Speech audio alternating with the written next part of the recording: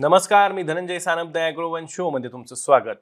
राज्यातील शेतकऱ्यांना आता महावितरणच्या कार्यालयातनं फोन येण्यास सुरुवात झाली आहे। ही फोन कशाच्या संदर्भातले तर तुमचं जे काही कृषी पंपाचं थकीत वीज बिल आहे ते तुम्ही मुदत वेळेत जे काही आहे ते तुम्ही भरा, अन्यथा तुमचे कृषी पंपाचं जे काही कनेक्शन आहे ते रद्द करण्यात येईल। एकीकडे राज्य सरकार मुख्यमंत्री बळीराजा वीज योजना ही मोफत राबवतंय आणि या योजनेतनं जवळपास राज्यातील 44.3 लाख शेतकऱ्यांना फायदा होतोय असा दावा सुद्धा मुख्यमंत्री उपमुख्यमंत्री यांच्याकडून केला जातोय, म्हणजेच राज्य सरकारकडून केला जातोय। पण प्रत्यक्षात मात्र शेतकऱ्यांवरती थकबाकी वसूल करण्यासाठी टांगती तलवार आता महावितरणकडून लादण्यात येते आणि त्यामुळे शेतकऱ्यांना आता ऐन खरीप हंगामात वीज बिलाची जी काही थकबाकी आहे ती भरण्यासाठी आर्थिक तजवीज ही करावी लागते। शेतकऱ्यांना नेमका काय जाच सहन करावा लागतोय या सगळ्यांची माहिती आपण आजच्या द ॲग्रोवन शो मध्ये घेणार आहोत, त्यामुळे व्हिडिओ शेवटपर्यंत बघा। विधानसभा निवडणुकीच्या पार्श्वभूमीवरती 25 जुलै 2024 रोजी राज्य सरकारने एक शासन निर्णय प्रसिद्ध केला।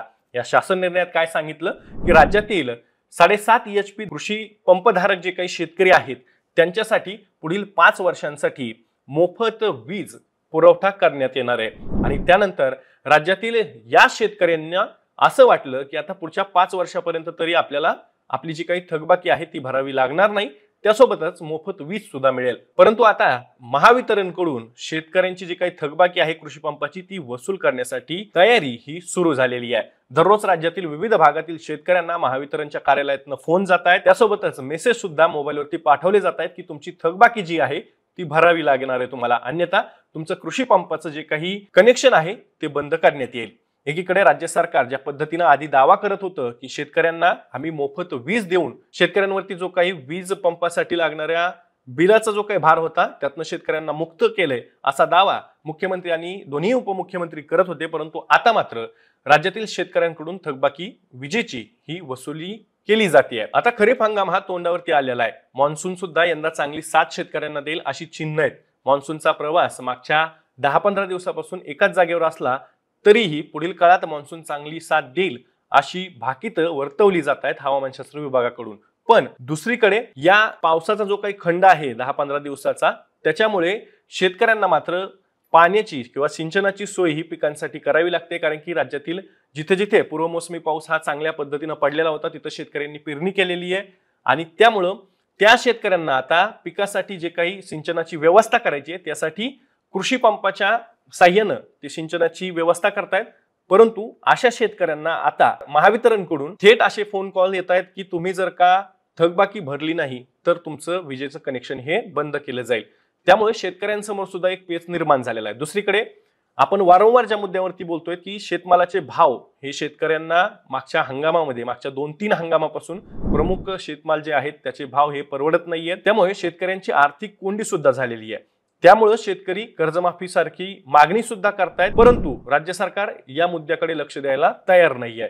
योग्य वेळ येईल त्यावेळी शेतकऱ्यांची कर्जमाफी केली जाईल असं राज्याचे उपमुख्यमंत्री अजित पवार यांनी आजच सांगितलंय, परंतु त्याची तारीख नेमकी काय आहे हे अद्यापही स्पष्ट झालेलं नाही। त्यामुळे शेतकऱ्यांमध्ये मोठ्या प्रमाणात संभ्रम सुद्धा निर्माण झालेला आहे। आता ही सगळी पार्श्वभूमी असताना एकीकडे पूर्वमोसमी पावसाचा फटका बसलेला आहे, दुसरीकडे खरीप पेरणी तोंडावरती आलेली आहे, तिसरीकडे जे काही कृषी निविष्ठा आहेत त्याची खरेदी शेतकऱ्यांना करावी लागणार आहे, त्यासाठी शेतकऱ्यांनी आता गुंतवणूक करायला सुरुवात केलेली असणार आहे।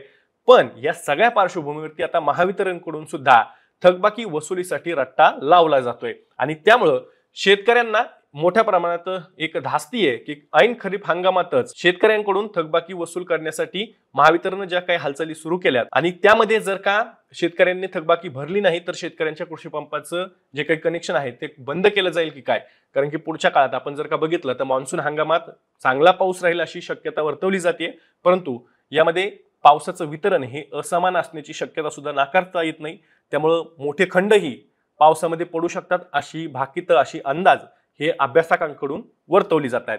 मग अशा वेळी शेतकऱ्यांना सिंचनाची सोय करण्यासाठी कृषी पंपाची गरज पडणार आहे आणि त्याच वेळी जर का शेतकऱ्यांच्या कृषी पंपाचे जे काही विजेचे कनेक्शन आहेत ते जर का महावितरण बंद केले तर शेतकऱ्यांवरती मोठं संकट या निमित्तानं पुन्हा एकदा येऊ शकतं। मग राज्य सरकार एकीकडे जे काही बाता मारतंय की आम्ही शेतकऱ्यांना मोफत वीज देऊन सुखी केलंय, त्या सुखाचा अर्थ असा होता का शेतकऱ्यांना मोफत वीज तर देऊ परंतु थकबाकी जी आहे ती सक्तीनं वसूल करू। मुख्यमंत्री बळीराजा मोफत वीज योजना ही 1 एप्रिल 2024 पासूनच राज्यात राबवली जाते. 2024 ते 2029च्या दरम्यान ही योजना राबवली जाणार आहे आणि त्यातनं 44.3 लाख शेतकऱ्यांना, जे काही 7.5 HP कृषी पंप धारक शेतकरी आहेत, त्यांना मोफत वीज दिली जाणार आहे. त्यासाठीचा 5 वर्षाचा कालावधी निश्चित करण्यात आलेला असला तरी 3 वर्षांनी या योजनेचा पुन्हा एकदा आढावा घेतला जाईल, असंही राज्य सरकारनं त्यावेळी स्पष्ट केलेलं होतं. दुसरीकडे शेतकऱ्यांना आम्ही मोफत वीज देतोय, तर आम्ही थकबाकी कशी वसूल करणार, असा प्रश्न मुख्यमंत्री एकनाथ शिंदे जे काही होते तत्कालीन, त्यांनी त्यावेळेस पत्रकारांनाच विचारलेला होता. म्हणजे ज्यावेळेस असा मुद्दा आला की थकबाकीचं नेमकं काय होणार आहे पुढच्या काळात, शेतकऱ्यांची विजेची थकबाकी ही माफ केली जाणार का, त्यावर तत्कालीन मुख्यमंत्री एकनाथ शिंदे यांनी अत्यंत आत्मविश्वासानं असं सांगितलेलं होतं की पुढील काळात शेतकऱ्यांकडून आम्ही थकबाकी सुद्धा वसूल करणार नाहीत, कारण की आम्ही मोफतच वीज देतोय. परंतु आता मात्र महावितरणच्या कर्मचाऱ्यांकडून आणि महावितरणकडून शेतकऱ्यांना फोन कॉल्स हे थकबाकीच्या वसुलीसाठी सुरू झालेले आहेत आणि त्यामुळं ऐन खरीपाच्या तोंडावरती शेतकऱ्यांची कोंडी करण्याचा प्रयत्न महावितरणकडून केला जातोय की काय, अशी सुद्धा चिन्ह आता दिसू लागली आहेत. खरं तर शेतकऱ्यांच्या नावावरती जास्त युनिट्स दाखवून शेतकऱ्यांकडून थकबाकी ही शेतकऱ्यांची वाढवली जाते आणि जादाच्या दरानं शेतकऱ्यांकडून वसुली ही केली जाते, अशा प्रकारचा आक्षेप आणि आरोप हा सातत्यानं वीज तज्ज्ञ जे काही आहेत ते राज्यातले करत होते. खरं तर शेतकऱ्यांच्या कृषी पंपासाठी तेवढ्या मोठ्या प्रमाणात युनिट्स हे वापरले जात नाहीत, कारण की राज्यातील शेतकऱ्यांना पूर्ण वेळ म्हणजे 24 तास ही काही विजेचा पुरवठा केला जात नाही. राज्यात साधारणतः 8 ते 10 तास एवढाही वीज पुरवठा कृषी पंपांसाठी उपलब्ध करून दिला जात नाही आणि त्यामुळं शेतकरी एक प्रकारे ही थकबाकी आमच्या डोक्यावरती लादली असं सुद्धा म्हणतायत. तर राज्य सरकार मात्र शेतकऱ्यांना मोफत वीज देऊन आम्ही त्यांच्यावरती उपकार केले अशा पद्धतीची भाषा बोलतंय. मात्र महावितरणकडून थकबाकीची वसुलीसाठी आता हालचाली सुरू झालेल्या आहेत.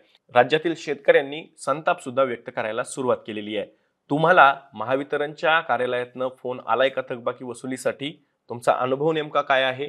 शेतकऱ्यांकडून वसुली सुरू झालेली आहे, तर या संदर्भात तुम्हाला काय वाटतंय कमेंट बॉक्समध्ये कमेंट करून नक्की सांगा.